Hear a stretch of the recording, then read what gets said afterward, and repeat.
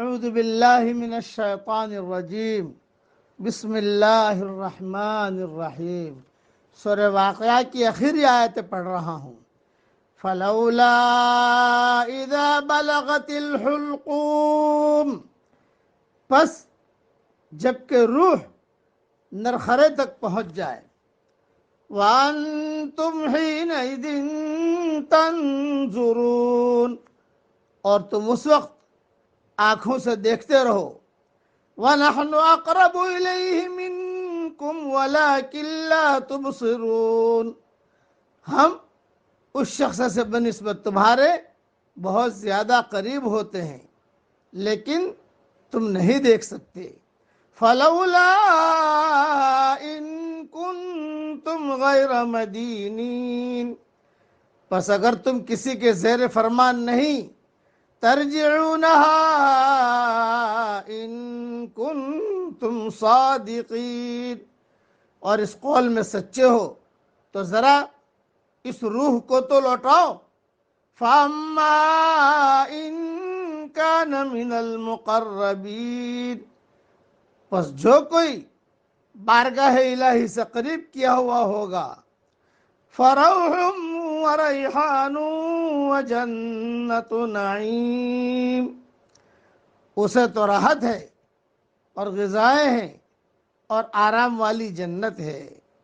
وَأَمَّا إِن كَانَ مِنْ أَصْحَابِ الْيَمِينِ، اور جو شخص داہنے ہاتھ والوں میں سے ہے، فَسَلَامٌ لَكَ مِنْ أَصْحَابِ الْيَمِينِ، تو بھی سلامتی ہے تیرے لیے کہ تو داہنے والوں میں سے ہے۔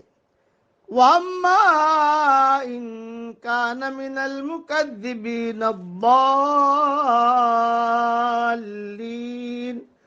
لیکن اگر کوئی جھٹلانے والوں گمراہوں میں سے ہے، فَنُزُلٌ مِّنْ حَمِيمٍ، تو کھولتے ہوئے گرم پانی کی مہمانی ہے۔ وَتَصْلِيَةُ جَحِيمٍ، اور دوزخ میں جانا ہے۔ إِنَّ هَذَا لَهُوَ حَقُّ الْيَقِينِ، یہ خبر سراسر حق اور قطعاً یقینی ہے۔ فَسَبِّحْ بِاسْمِ رَبِّكَ الْعَظِيمِ، پس تو اپنے عظیم الشان پروردگار کی تسبیح کر۔ اس کی تفسیریں اپنی جگہ پر اللہ تعالیٰ جب توفیق دے گا انشاءاللہ آئے گی۔ البتہ یہ جو آخری جملہ ہے، فَسَبِّحْ بِاسْمِ رَبِّكَ الْعَظِيمِ، پس تو اپنے عظیم الشان پروردگار کی تسبیح کر۔ حدیث شریف میں آتا ہے کہ دو کلمے اللہ کو بہت محبوب ہیں، زبان پر ہلکے اور وزن میں بھاری، سبحان اللہ و بحمدہ، سبحان اللہ العظیم، صحیح بخاری شریف کی آخری حدیث ہے۔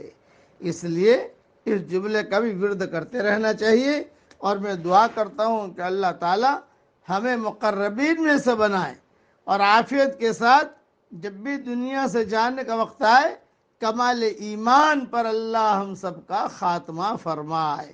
آمین۔ وآخر دعوانا ان الحمد للہ رب العالمین۔